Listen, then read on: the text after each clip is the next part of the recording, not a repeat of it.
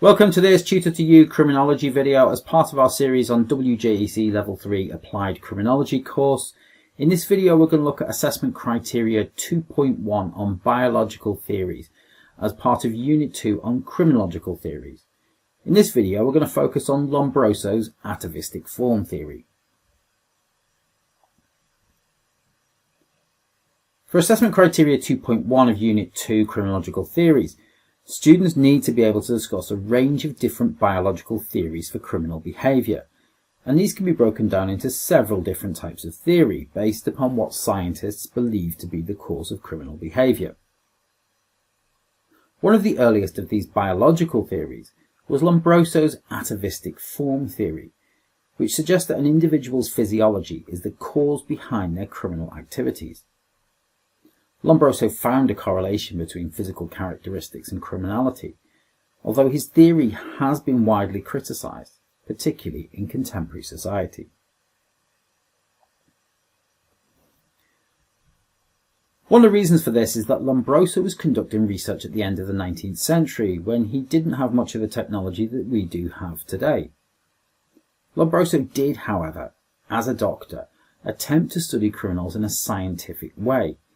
He examined the skulls of deceased prisoners and recorded the facial features of prisoners in an attempt to prove his theory that criminals were less evolved than other members of society.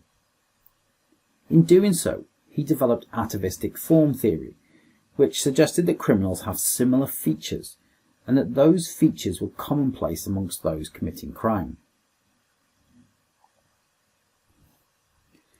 Amongst the features that Lombroso recorded were criminals having more prominent jaws and jawlines.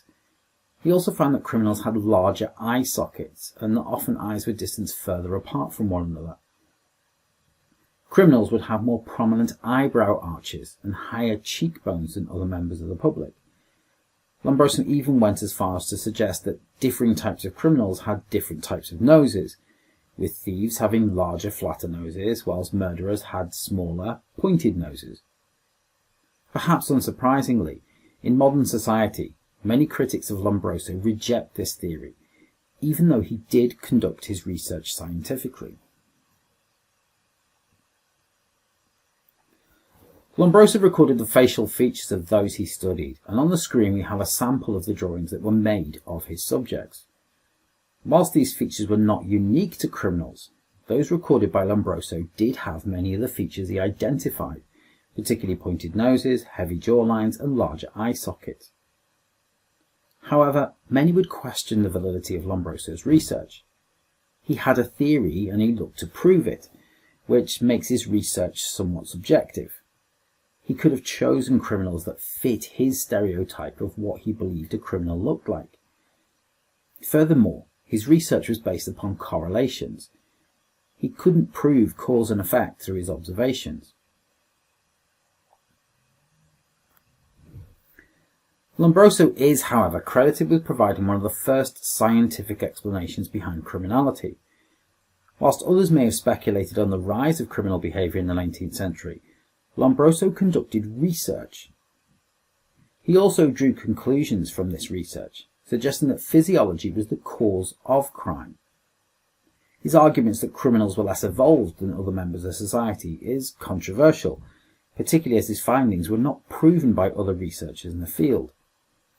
This impacts on the reliability of the method he used to study the criminals and the reliability of his findings. If Lombroso was correct, other researchers would have come up with similar findings. His work has also been criticised for focusing on features that were not common in Western Europeans, and it can be seen to be a form of ethnic profiling, suggesting that certain ethnic groups were more prone to crime than those from Western Europe because of their physiology.